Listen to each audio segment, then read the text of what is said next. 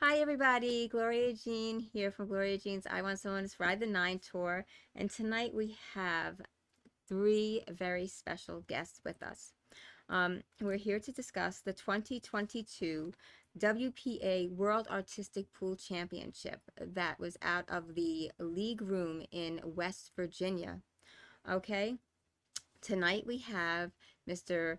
Brian Pauley, Mr. Abram Diaz, and we're going to have so Tim Chin. Is that correct? All Yep. right. Some of these names are new to me, and some of them kind of just uh, blend in. So we have Abram and Paulie right now, and I know that they wanted to send a thank you to their sponsors, so I'm going to go ahead and ask that they please do so. Brian, if you'd like to go first. Yeah, I'd say big thanks to McDermott Hughes, Navigator Tips, Brutal Game Gear, Bill Cran, Optical, and Two Talk Custom Cues, because Abram took care of my Mass AQ for me. So thank you for everyone who has helped me out with, and Bobbable as well, with the equipment and the means to be able to do what I really like to do. So thank you to them. Excellent. Thank you. And Abram, please. I want to thank my sponsors, Tiger Q's, Tiger Tips, Tiger Products. They're the best in my opinion. I mean, some of the best tips on the market.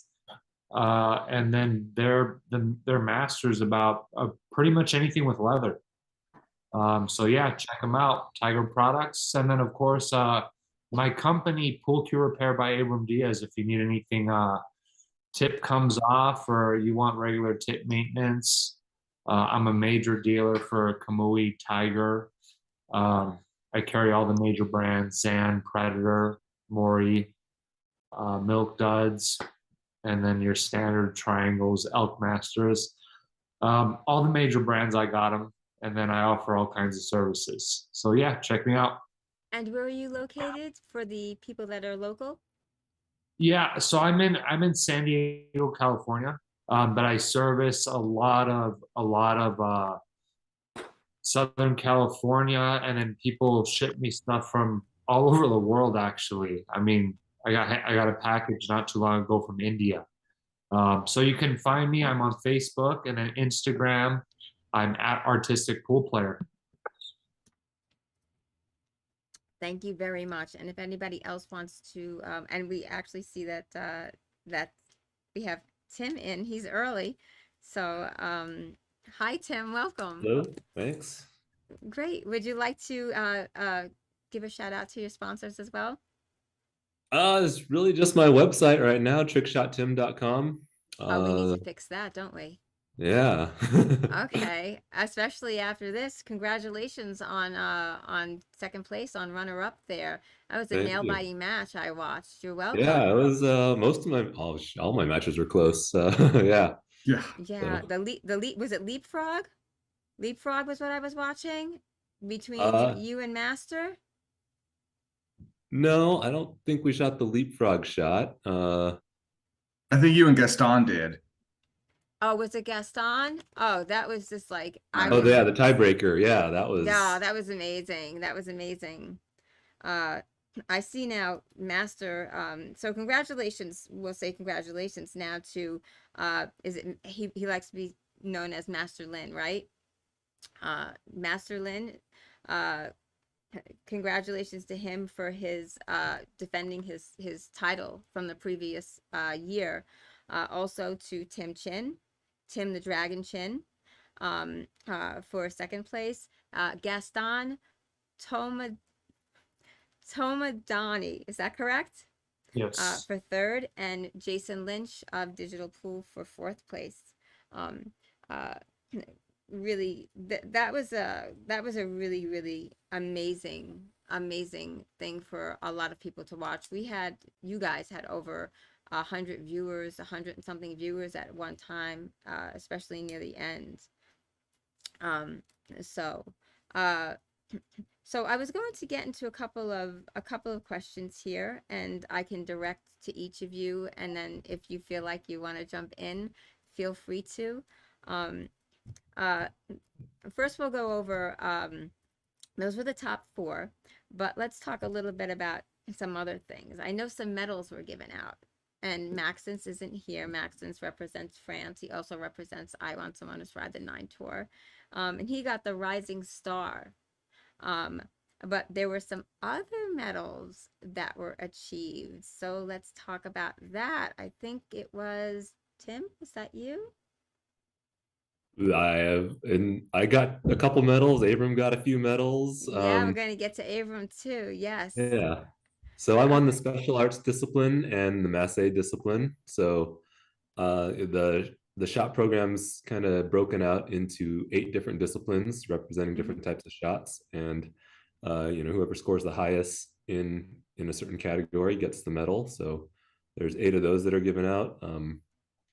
So one of them is special arts. That's typically things, special trick shot skills that you wouldn't see in a regular pool game, whether that's like juggling balls, so hitting the cue ball multiple times, speed shots, wing shots, so when you're hitting a rolling object ball, those kind of things. So this is my 3rd special arts medal, I guess, at Worlds, which tied Tom Rossman for the number of special arts medals, and then this might be my first masse medal that I have. Second, Tim.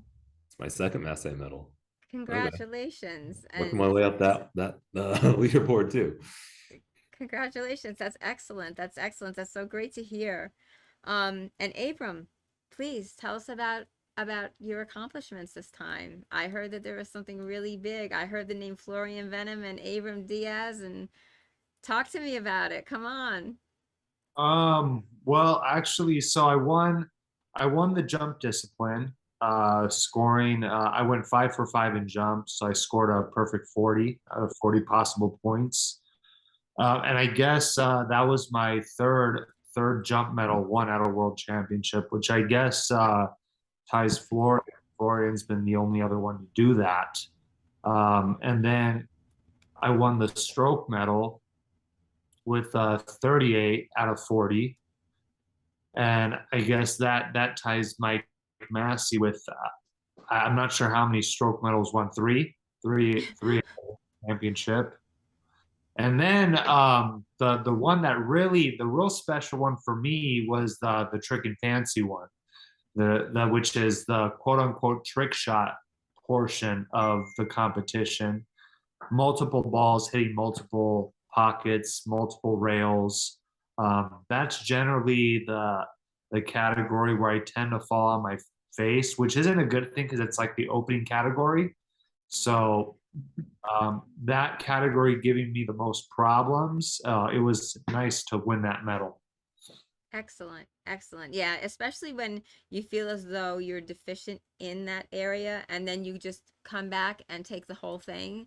That has to be such a great feeling. I mean, I personally wouldn't know, but I'm sure that it is. Yeah, and to be quite honest, what I think contributed to that is because the felt was nice and broken in, Yeah. which is a real simulation of what I got over here, at my place. So because I don't refelt my table regularly, so it kind of worked. I think it kind of worked to my advantage. Yeah, yeah. I mean, there's a lot of variables, from humidity to the cloth, going from what you're used to playing on at your home or a venue, and then just going into someplace completely different could really just give you a completely different game. There are really so many variables. So, for everybody to do as well as they did, um, after traveling so many hours, master, there's so many people. I think Brian was saying that he's still on the plane. Yeah, unfortunately, he either missed his flight or his flight got canceled yesterday. So he actually spent the entire day in the airport. I didn't know this until today. So he's probably on a flight right over the ocean right now. So apparently he's supposed to get into Taiwan sometime tomorrow. Hopefully he's getting some good pictures at least. Poor guy. Yeah, I could see definitely why he's defending. He defended his title. Um, So if it's okay, I have some questions that I wanted to ask because I see that you guys are really, honestly, a huge family. And I don't remember who it was. I was just really, really, I was seriously so stoked to have watched it. Um, but I remember that one of the players went over to the other player and showed them that the ball was kind of not in the exact spot where it should be. Um, do you know, does anybody remember who that was? I think I pointed something out to Gaston at one point. Some of that's just to make sure everyone's, playing within the same set of rules that's, Oh, dictated in the program. But yeah, even certainly when you're practicing and warming up and you see someone struggling with a shot, or they'll come ask you about a shot, and you know, there's not a whole lot of secrets between us, because you still have to go execute it one way or another. And right. if my stroke's not the same as Abram's stroke, so he tells me something, maybe I interpret it a little differently, but maybe it gets me closer than where I was, and then I can go refine that. So yeah, it's pretty open in terms of that. So everyone's really helpful to everyone, especially the newcomers that come in. um, they see them struggling with the shot, then they'll give them tips on how to make it. Yeah, yeah, it's nice to have that. I mean, I heard that there were a couple of people or one person who, needed some help, had a lot of questions. So Brian stepped in and helped out a lot, just to get that person kind of on the straight and narrow to to getting there. So, and by the way, is it pronounced Fouettes? Is that how it's pronounced? What What that? exact the stroke, Brian? What exactly is that? Fouette actually is French for whip, and a fouette stroke utilizes a whip stroke with it. It's extremely loose on your Loose. wrist. Okay. If I'm holding the backhand for a fouette, you should be able to pull the cue right out of my hand. It's really, really loose. Some people hit them hard, some people hit them soft. The big key about that shot is hitting it clean, because with the distance between them, about 2 millimeters, Mm-hmm. because of the action of your wrist and the action of the balls, you don't have to hit it hard. Actually, one person I love to watch hit fouette strokes is Tim, because it's extremely clean, and when he hits it, it's like art on a pool table. It's not super power stroke, it's just really finesse. Cue ball does exactly what it needs to do. I cheated and went and looked it up because just the name of it, I was like, wow. And I overheard someone talking about, and it was probably you, as you were playing, you were really kind of running this as well, which is not easy at all. Definitely detracts from your game. Um, and I was like, oh, let me look that up. And I was like, wow. And then I went and watched a video of the way that the balls hit, and you see like this just it's just art. And that's what I tell people. I say, just pool it in itself, never mind artistic pool in itself, to me, is art on a table. It's art on a cloth, just like a canvas. It's beautiful to watch. um this is embarrassing, but I did try the panic.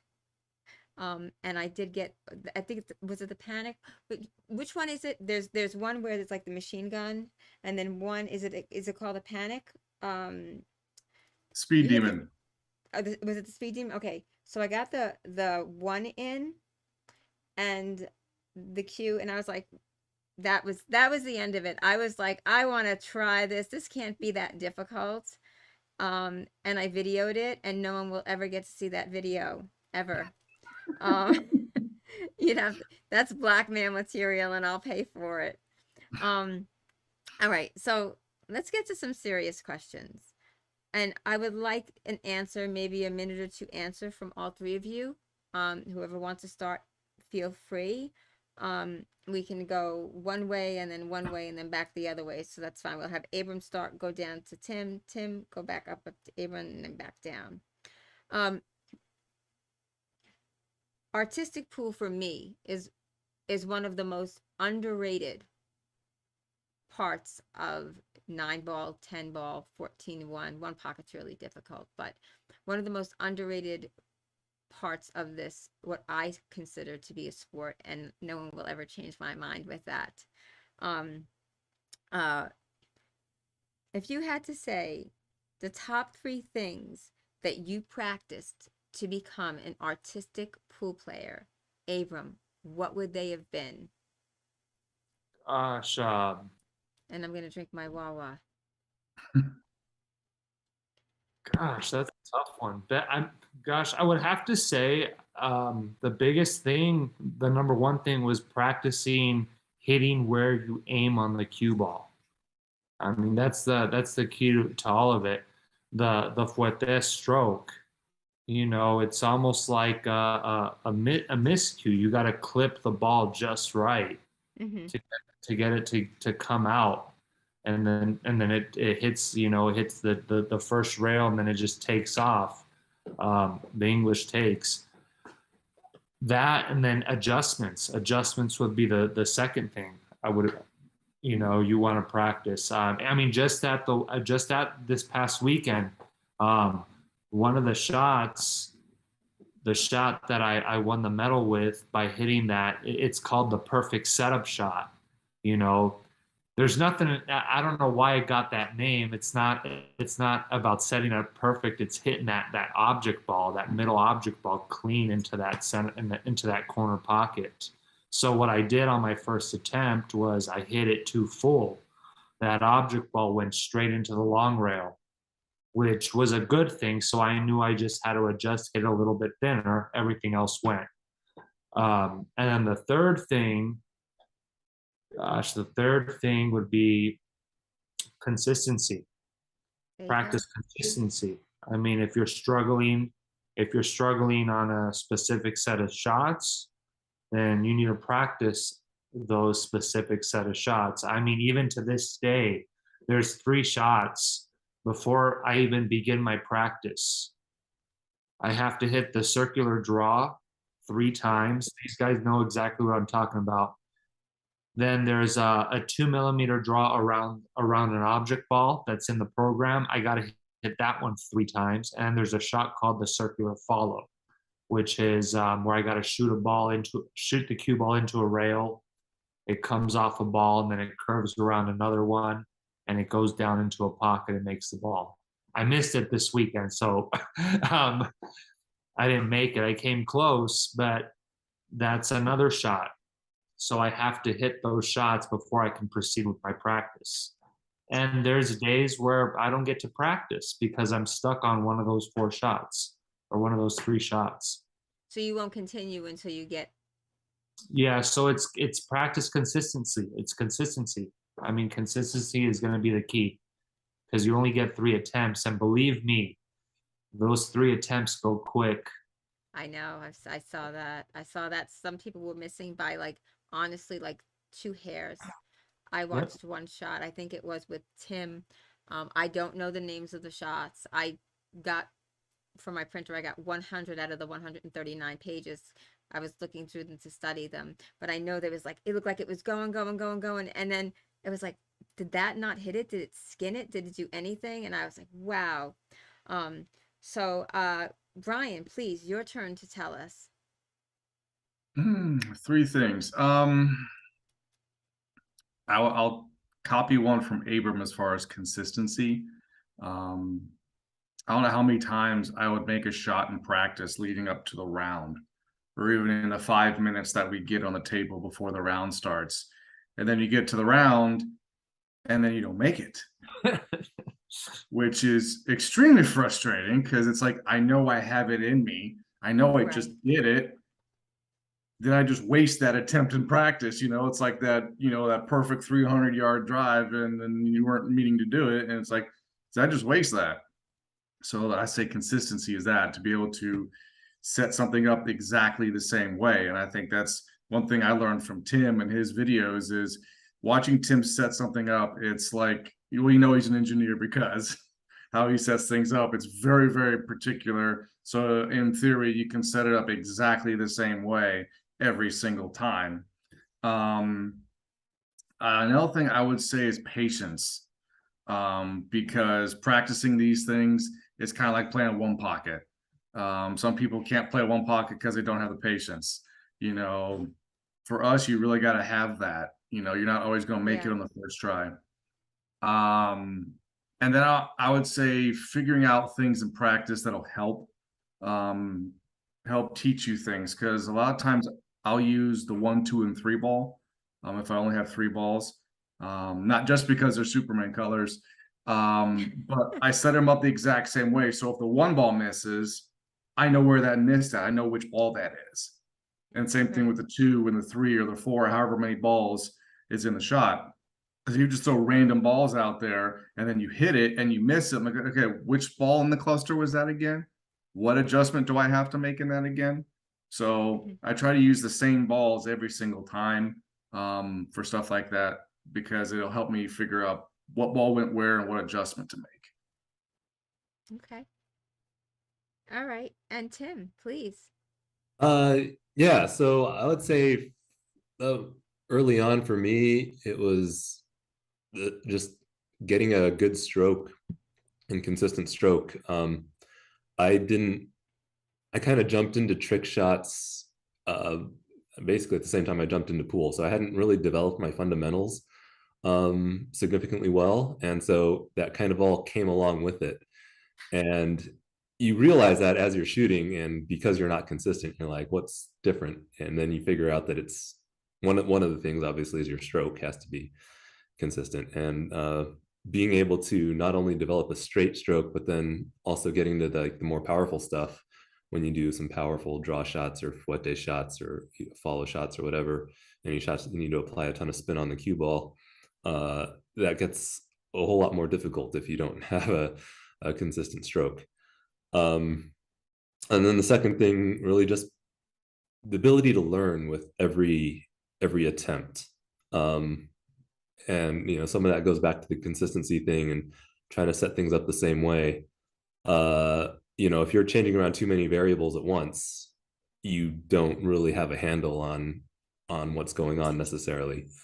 And if you miss a certain ball one way, uh, you know, hopefully you just work on getting that ball to go, and then let's work on, if you're missing something else as well, just work on one thing at a time and get it to work. But try to learn something every attempt so you're not wasting practice time. Just kind of banging balls around and you don't really have any idea of what you do. I guess the third thing is at some point just be creative and have fun with it. And so part of the fun for me is being able to create new shots and or even just repeating shots I see on the internet, which are cool. And then sometimes I see a shot and I think, there's no way that guy meant to do that. And then I'll try it and then I'll be like, you know what? I think I can get this, so I can actually mean to do this most of the time. And trying to do that. Or you see a shot and then you put your own little twist on it, and you put another ball somewhere, you make the cue ball do something else. So just being creative with pool and making it your own art form. Thank you. I appreciate that. I was taking notes just in case one day maybe I can make one shot. I was watching Mark White, by the way. Great job, Mark White, on the commentary. And I'm hoping to be there next year, but we'll get to that. And I don't know who it was, but one of the guys said just hit it right here, and cue ball, object ball together, spin right off the rail, back, right in the pocket. It was a beautiful shot. I think he did even executed it his very first time. So I just wanted to give a shout out to Mark White, because this has been like his lifelong dream and he never gave up on it. And here he is at the US Open, which is why he couldn't be here tonight, because I did invite him. All right. So these are here the quick answer. How many hours per week do you do you practice? Tim, we'll start with you. I'd say probably 8 to 10, depending on what I'm getting ready for. So for the tournament, so for this Worlds, it's probably Yeah, 1 to 2 hours a night, close to 4 or 5 days a week. So, Wow. yeah, in that range. I used to practice, honestly, probably more than that, and I didn't even uh I don't even think I got past like a skill level 6 or 7. So that's really good. Brian, and how long have you been? You said you've been playing how long, Tim? I probably started in about 2003, 2004, and then started competitions in 2006. So, Wow, that's pretty amazing. yeah. All right, Brian, how many hours a week for you? I think it varies between if there's an event coming up. So for this event, I couldn't get to the table every day. I've been actually working at a pool room, working on their 9 foot table because I have an 8 footer at home that kind of throws some things off. Yes. I'll use that for table for practice jumping masse because it's pretty much the same stroke no matter what table you're on. But I'd go to that pool room maybe 3 days a week and go for anywhere from an hour and a half to 3 hours on that table. And then I'd go to another friend of mine's pool room on another day because the practice table at my pool room near me is 4 inch pockets, and you ain't doing trick and fancy on 4 inch pockets. So I'll practice everything else on that table, and then go to my friend's room for the normal stuff, I guess. But I would probably say if I'm doing probably 3 days a week and anywhere between an hour and a half to 3 hours a session leading up to this event. Okay. And Abram. Uh, Basically, it's like a couple right now since I'm so wrapped up in my business. It's pretty much a couple of hours here, a couple of hours there. When you So have for the like time. for this event, I did my absolute best to get about anywhere from 2 to 3 hours a night after work, or if it wasn't at night, it was early in the morning before work. Sometimes the morning practices actually went better than the afternoon practices. But yeah, so I mean, I could say it could be around 15 hours a week, 15 or 20 hours a week. And then if it's my off season, like now that this event's over and we had done with the US Open, congrats to Tim Chin on that one. Um, uh, it's pretty much it'll just be a few hours here and there, but it's more so I'll have chance to play regular pool now. Regular pool. What's your favorite discipline? Actually, I like 3 cushion billiards, but 9 ball. Okay. All Nine right. ball.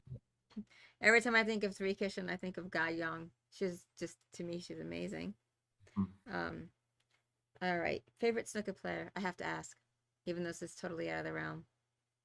Gosh, I gotta say it's O'Sullivan. Ronnie, Just yeah. yeah, I mean, he's pretty humble, and I mean, he's a character. He's fun to be around. All right. I have to ask this. Anybody just jump in? One pocket. Anybody like Grady?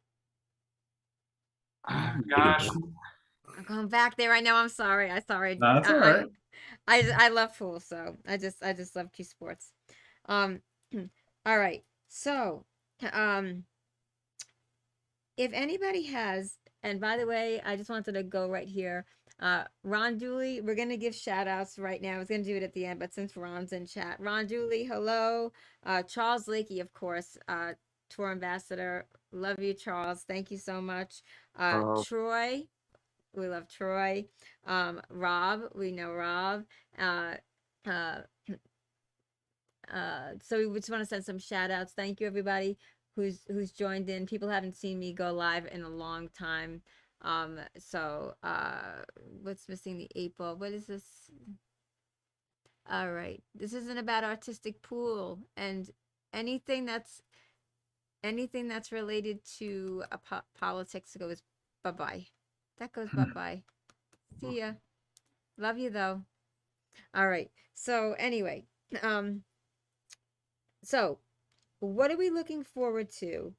When are we looking forward to the next event? Well, I guess that one's for me. Brian, yeah. So we've kind of finished off our season or year. We do have 2 pool rooms that are pretty much host places for us now. So the league room has had 2 events. The clubhouse over in Virginia, they've had 2 events. So I think we can pretty much count on those 2 places for an event next year. Mm-hmm. We're kind of waiting on a potential promoter for next year's World Championship. One promoter kind of expressed interest. Another one did as well. So we're kind of waiting on them. One of the main promoters with them is actually in the World Black Ball Championships in Morocco right now. So we're kind of waiting on that event to finish up and them to get back and then kind of catch our breath. And then, all right, let's have a conversation. What were you thinking? And going from there. So I'm kind of waiting on that to happen to kind of see Okay. where we're at during the year they want to hold that, so that we can Okay. kind of build around that for any other possible events. Ah, okay. All right. So, it would probably be in the US. Is there a chance that it'll be held outside the US? The 2 promoters that have expressed interest are outside the U.S. Oh boy. All for, right. for the And world, here I for the was world. thinking, Yes. yeah, here I was thinking that I was gonna just hop on a plane and be there in 2 hours. Um, Well, you can always come to either an open event or a U.S. Open, Masters, Nationals, whatever. We'll have at least 2 events in the States next year. So that was my other question. What are we'd we love gonna to have see in you. between? Yeah, I would love to be there. I definitely would love to be there. Um, so one of my friends got upset with me as I was talking about the player. Oh my God, because he mentioned a political person. Um, so is there any advice that you have for up and coming uh, artistic pool players? Say, I don't really see, I see a lot of juniors. I don't know how many juniors I've seen in artistic pool. Has anybody seen juniors? Yes? You see more of the social media sensation people. Yeah, it's not a discipline I would say, if you're playing in like the BEF, 9-ball Right. nationals or something, you don't see those people transitioning as much. But you see the kids that just want to have fun and kind of let it all go without putting uh, they just want to make entertaining videos for their social media, right? They don't want Right. to necessarily buckle down and be competitive. Having said that, that's the gateway to get in, right? And someone like Tim Gallagher, who's been making videos for a few years now, this was his first event. Max, this was his first event. Obviously, travel distance is probably an issue for him for a lot of the tournaments, but yeah, that's how I think they started, at least. Was they just wanted to make good content, and then being good at artistic pool just kind of comes along with that. Yeah, we had a kids. We've had a couple youths within the last couple years. Theo Mihilis started when he was about 15, I think, and he's about 18 now. We had Benton Moore out of Kentucky. I think he was about 15, 16. He competed in like 2 or 3 events. Same thing. He was doing stuff on video, and then he jumped in to do a couple tournaments. They never competed, but well, at least with our stuff, but a couple guys got pretty popular doing videos. Was Matthew Weber. I think he did one of Andy's freestyle events one time. He got real big because he had this really cool video and Florian shared it, and then it just blew up. And then Jaden Dupree. He also did a lot of trick shot videos. I remember And him because I remember seeing his and then looking at Charles and going, they were very similar to what they were doing. I remember him. Yes, yes, I remember that young gentleman. Sorry. no, that's okay. He just stood out. The time frame he really got into trick shots and got fairly good at them. He was still pretty young, and that was a time that we didn't have a lot of events. Like the only place we went was a pool room, bar, and billiards, and you had to be 21 to get in. So it's like he couldn't even play because he was too young. Now he's kind of doing just more regular pool stuff. So it's kind of like I guess it was kind of like a phase for him. Like he got popular with it, and then just kind of like, oh, okay, I'll move on to something else. So, but as far as those 4, aside from people online, that's the only 4 people I can think of, at least since I've been around since 2015, that have been like really young kids doing this. what are your thoughts, anybody's thoughts, on starting some type of youth program or youth something for the juniors who want to get into this? Do you have anything right now going on, or maybe that's something that could potentially, I mean, there could be some potential for? Yeah, I'd love to do that. I I think know that that Tom would be really Rossman's probably nice. done. Yeah, so like someone like Tom Rossman, he's done his kind of intro into it was doing the lag challenge at like the BEF Nationals and whatever, and some other events as well. So you know that was kind of, I don't know, it doesn't really get you into trick shots necessarily, I would say, could be just because it is a lag shot. But it does, you know, build consistency. And yeah, and you know, one time I watched it and some of the juniors, they were good. Some of them, they were kind of all over the place. Like their first shot kind of got close, and the second and third shot kind of went far away. And so it's like, all right, well, yeah, they need to build the consistency that we talked about. And you know, so that's not always easy. And then like the easier shots, I guess, would be the setup shots, but then those just take kind of knowledge and patience, which I don't know, not everyone has. So yeah, coming up with the right format would be tricky, but Yeah, you know, I'm over I'd 2 be all there, up for it. so. Yeah. Yeah, my height would be the only thing that would probably put me in that category. That's about it. Um, I have to ask about this. Did anybody tip Brian for driving around as much as he did? I heard Brian was the Uber driver for this. This is totally off topic, but I told Brian, I said I have to ask. Brian was going back and forth to the airport several times. We all know that gas isn't cheap at this time, so uh That's um okay. I did it because I wanted to make sure everyone was able to get there. So that's really kind of you. Really kind of you. I wanted to send a hello to Mr. Mike Massey too, because he's one of the people that I forgot to mention. Um, does anybody have any history on this at all? Even the smallest bit of history. Like I said, this is one of the most unspoken, underrated portions of the sport. In all honesty, and I'm, that I run Women in Pool. I started that.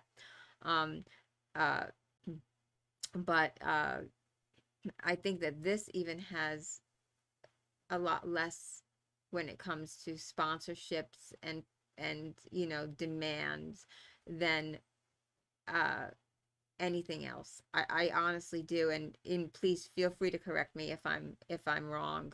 But I don't think that this gets anywhere near the attention that it should. It just really doesn't. And now this has become, something that I have a really great vested interest in.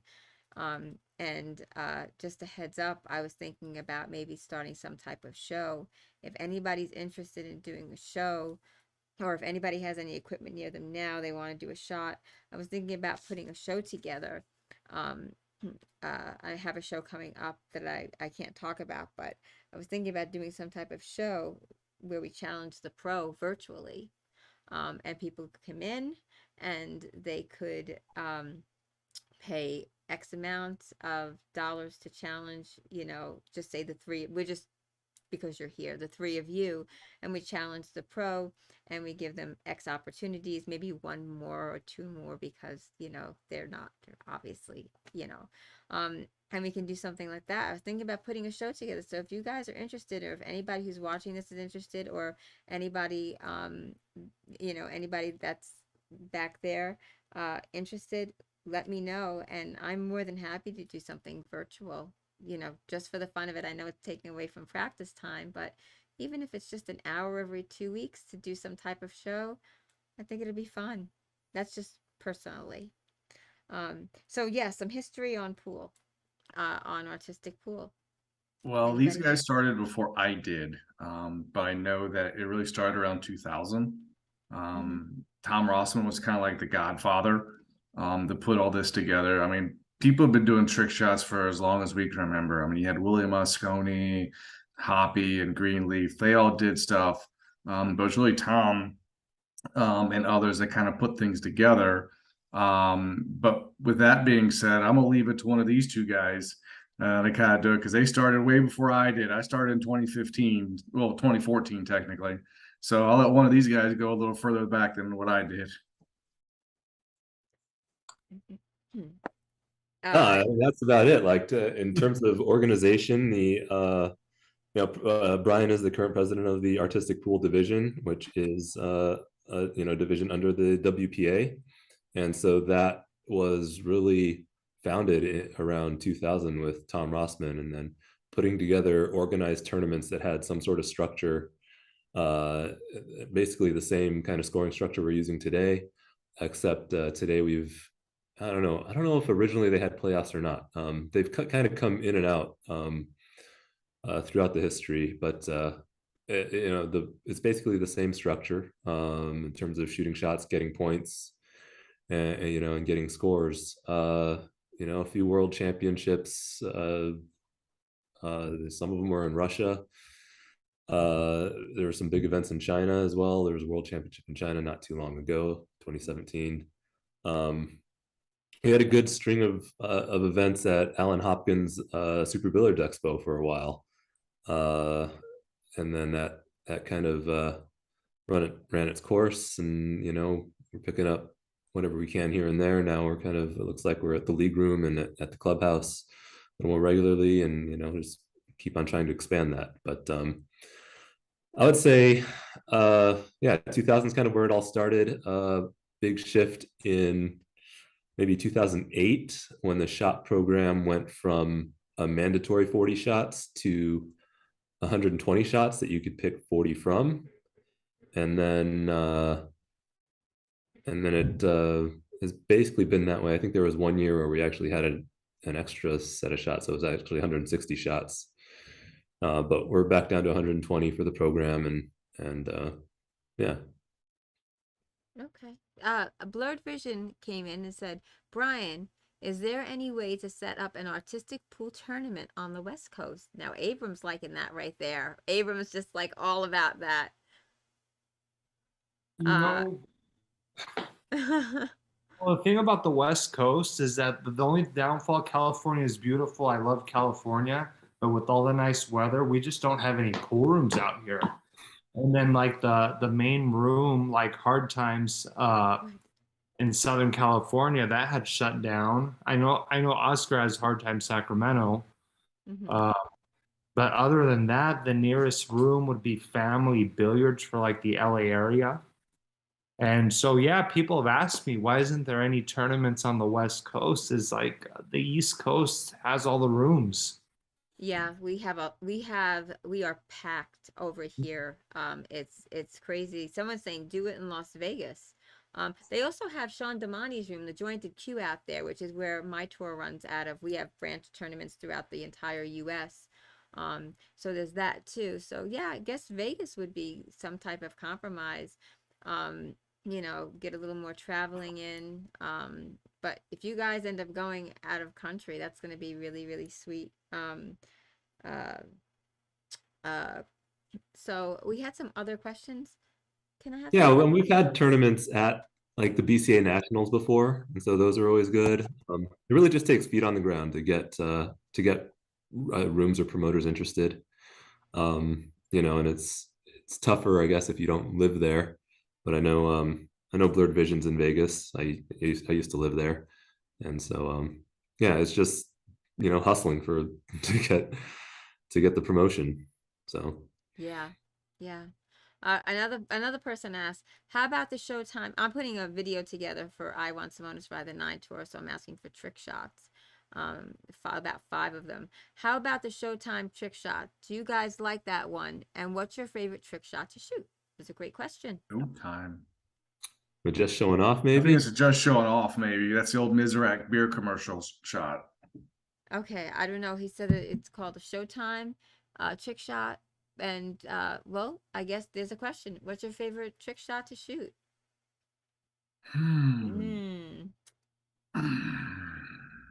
Anything that goes in once in a while. Anything I can make, there's the answer. Yeah. Um, I probably have to say mine is the window shot. Think everybody knows I really like that shot. It's just there's so much going on. You hit a 3-ball cluster, and then the cue ball arcs through a 2-ball gap between a line of balls and then makes another ball. So I really, really like that shot. Most of the time I make it. Didn't make it last event against Tim and he beat me, but that's how it works. Just because it's your favorite shot doesn't mean you always hit it every time. yeah. And Tim, do you happen to have a favorite shot? Uh, the impossible stroke shot that I hit against Master Lim is Yes. that's probably my downfall because I got too excited after that one. All right. Okay. And Abram. With me, gosh, jump shots are probably some of my most favorite shots, but I gotta say probably the circular draw. The circular draw is probably my Really? shot, or any 2 millimeter. I mean, whenever I go to a tournament or something, a local 9-ball tournament, if that's probably the shot that they asked me to show them, is probably a 2 millimeter draw. Yeah. I'm gonna show everybody my favorite shot. There it is. That's it. In case I was included in that, there's mine. All right. So I think we've covered a lot. Is there anything that anybody wants to talk about? Anything that anybody wants to discuss? Actually, before that, I do want to mention all the names that were included in this. I don't want anybody to feel left out.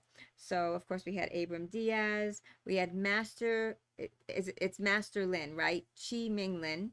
And then Tim the Dragon Chin. I don't know everybody's nickname. Brian Superman Pauley. Andrew Sozio. Tim Gallagher. Isn't he Ontario? Is that Tim Gallagher? Yep. Right? Okay. I'm reading from here, so I'm going. And then Gaston Tomadoni, is that how it's pronounced? Because Gaston is French, but he's No, he's right at Tamadoni. It's T-A-M-I. Tomadoni, but it says he's from Buenos Aires. Yes, Tamadoni. Yeah, but I thought Gaston was French. Maybe it's just me. And then we have Jimmy Glanville, Jamie Moody, Jason Lynch, and of course Maxence. And I think it's pronounced Delatre, but I only sponsor him, so I don't know. And I'm not being sarcastic. I chop his name up all the time. For anybody who did not get to see it, this is what you missed. It was October 6th, 7th, and 8th. And they had the Trick and Fancy, the Draw Follow, the Bank and Kickstroke, Jump Masse, and then they had the first round playoff match and the semifinal, 1, 2, and then the finals. And I have to tell you, go over to railbirdstv.com and you can watch them all again. You can see what you missed. See if this is something that you really, really like. See if you'd like to get a show going out of it. See if you'd like to challenge the pros. I'll set it up. I'll do it right here from the computer. I'll bring everybody in Zoom. We'll have some fun.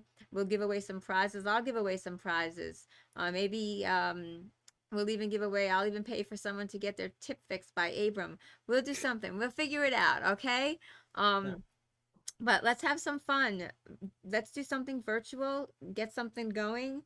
If the gentlemen have time, and everybody and anybody who would want to do something and it's not limited just to the gentlemen on our screen. Again, a special thank you to Charles Lakey, our tour ambassador, because he's just such an amazing individual as well as an artistic pool player. And he was the one that when I first interviewed him, I was absolutely in awe. He's just such a down-to-earth, amazing person. I have to ask, how is Master Lin in person? When I saw him take off his mask and he held the trophy. It looked like he was trying to get a mega pint out of a mega pint. Is that what I think I saw?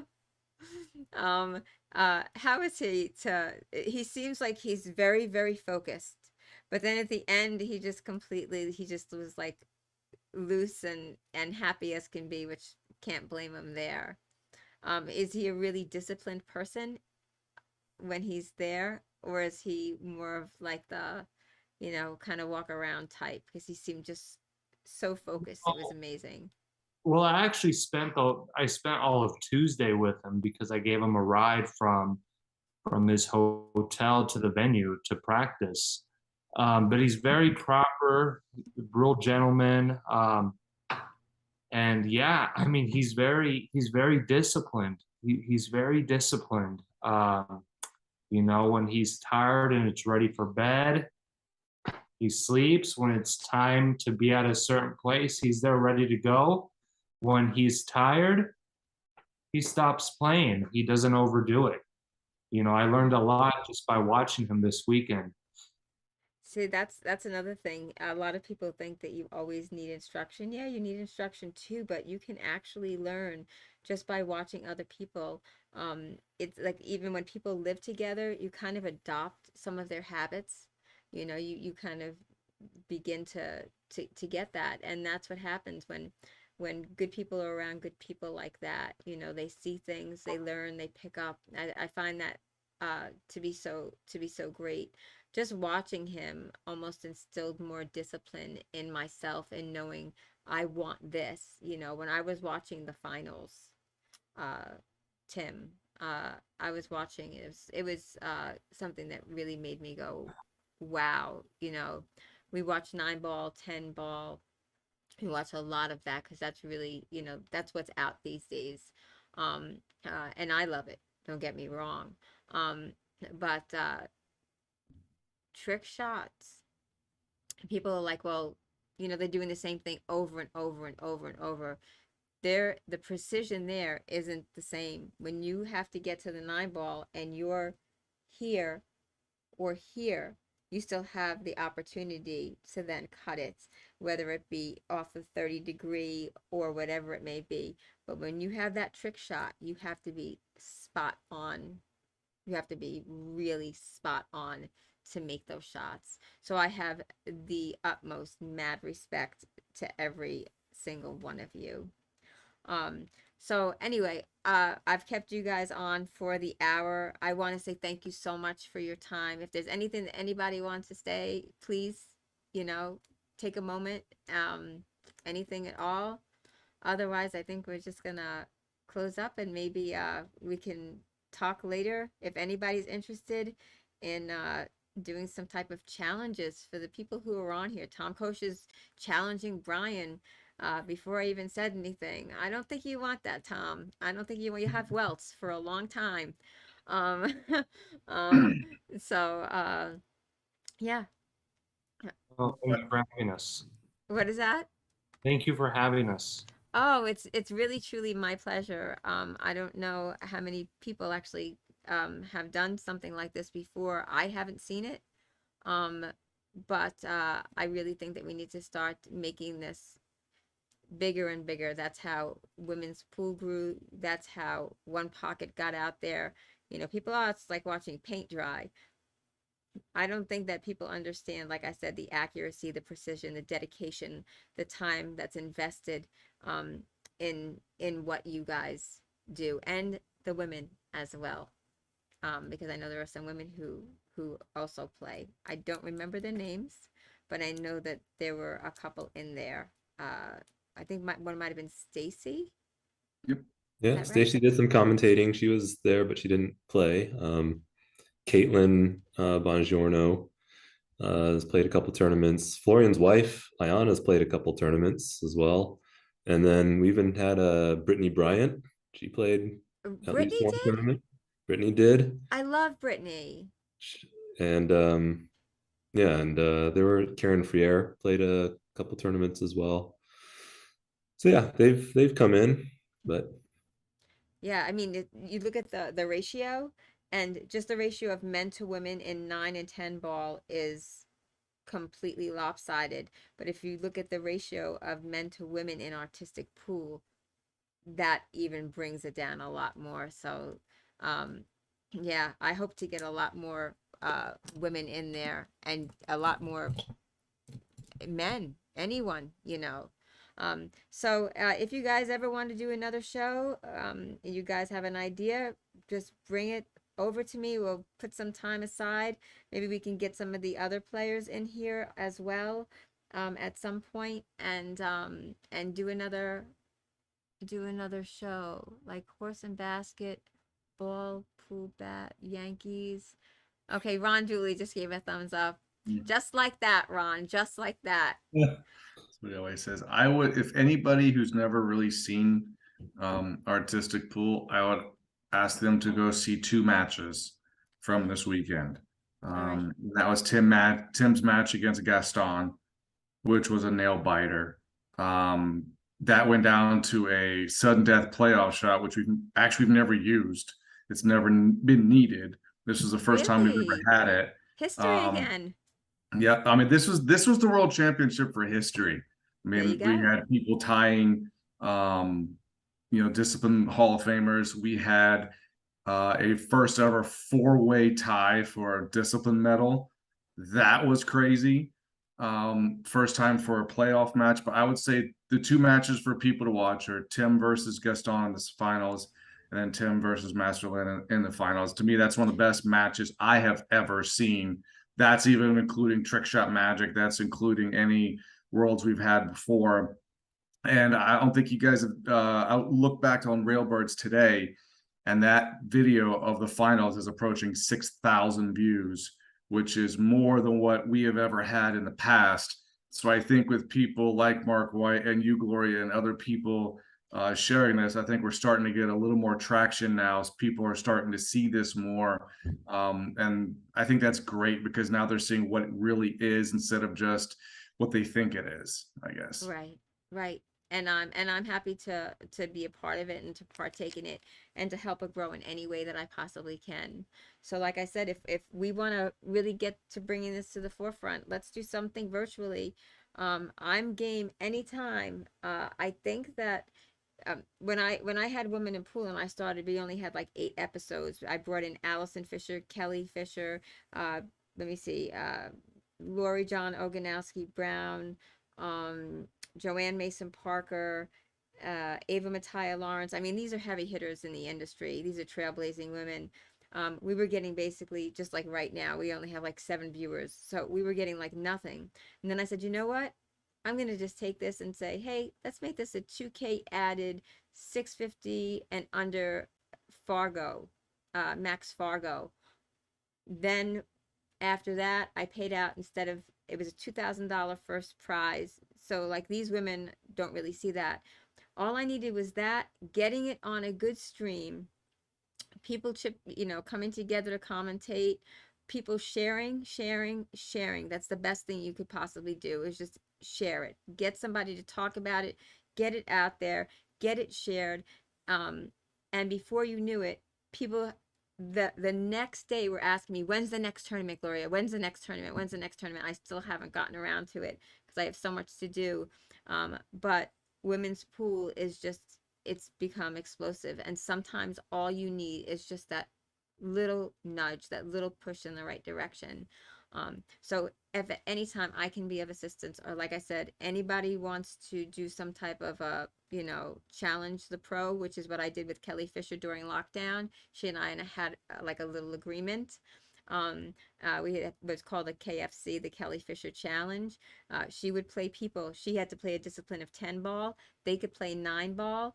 And she got 1 extra point for running the rack without ball in hand. And they got 3 extra points for not taking ball in hand and just making the first ball. So you know how difficult it was for her. Only 1 person ever beat her, and 1 person tied her the entire time. That's how amazing it was. So yeah, so please, I'd like to keep in touch now that we're Facebook friends. And I really do look forward to, let's just continue. Let's just, keep the ball rolling. It's like, picking up a cue your first time, hitting a ball, it doesn't go in, you just go, oh, okay, and you're out. You talk about dedication, consistency, being persistent and patience. That's what we need right now to get this and move it on out there. So I'm in. And I'm going to be Awesome. Thank you sponsoring for your next support. season. What is that? That's awesome. Thank you for your support. We Oh, appreciate you're welcome. You're welcome. Yeah, I'm going to be sponsoring what I can next season, the next time you guys have, the World Artistic Pool Championship. I'll sponsor in some way. I want to partake in that. I want to be a part of this. So yes. Thank you, gentlemen, so much for your time. I can't tell you what an honor it's been for me to talk to the people that, I've been watching the entire weekend. So I'm hoping that we have another one of these if you guys are game. And maybe we'll even like get some interactive stuff going if somebody has a pool table at home and show a shot here or there. If you guys are game, here I am. So all right, gentlemen, we'll see you next time. We'll say next time. Yes? Yeah, absolutely. Same Okay. bat time, same bat channel. The same bat channel. Definitely. All right, everybody. Have a great night. Thank you, anybody who has tuned in. Please be sure to share this. We really appreciate the viewers more than anything because we don't have the viewers. We're really not going to continue. Again, thank you to all the sponsors here for anybody who's played in the event. And thank you to my sponsors as well to have me here to be able to partake in this.